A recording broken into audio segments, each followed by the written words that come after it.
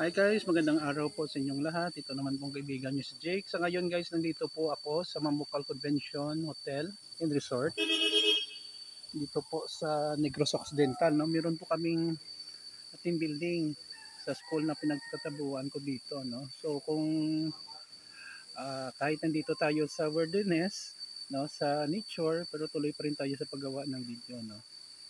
So, kung bago lang kayo sa channel ko at gusto nyo yung video natin, paki-like lang po, share, and huwag kalimutan mag-subscribe. Ang topic natin ngayon guys, ang nababalita na sinabi ni Senador Amy Marcos na may arrest warrant na daw si VP Sara from ICC. May narinig daw siya na balita na ganon. So, sa akin guys, no, ewan ko kung ano talaga ang balak ni Senador Amy Marcos.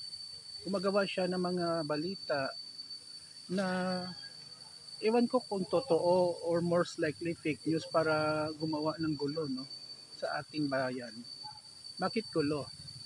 Kasi alam naman natin si VP Sara ang ating Vice President at marami itong supporter. Kung magkagulo naman ganon na mangyayari, magkakaproblema naman ang ating bansa.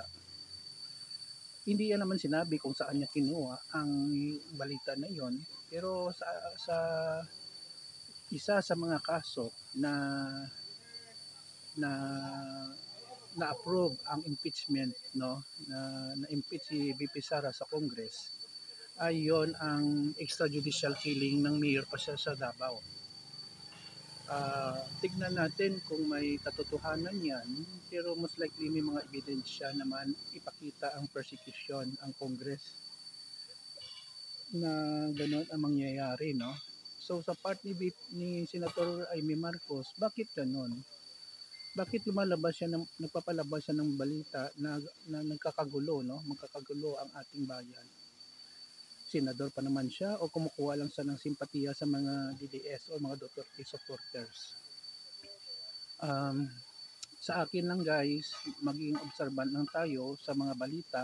Huwag tayong madaling maniwala sa nababasa natin, naririnig sa radyo, sa TV, sa internet, social media, kasi pati tayo guys ng mga ordinaryong mamayang Pilipino ay naaalarma. Apektado po tayo actually sa mga balita na hindi naman totoo o totoo rin. Dapat mapaghandaan natin, no? Kasi mahirap na. Marami tayong mga kababayan ngayon naghihirap financially, walang pera, nagkakasakit, walang pambayad sa ospital. Tuloy-tuloy pa rin ang mga pag-aalsa ng mga NPA, mga terorista sa ating bayan.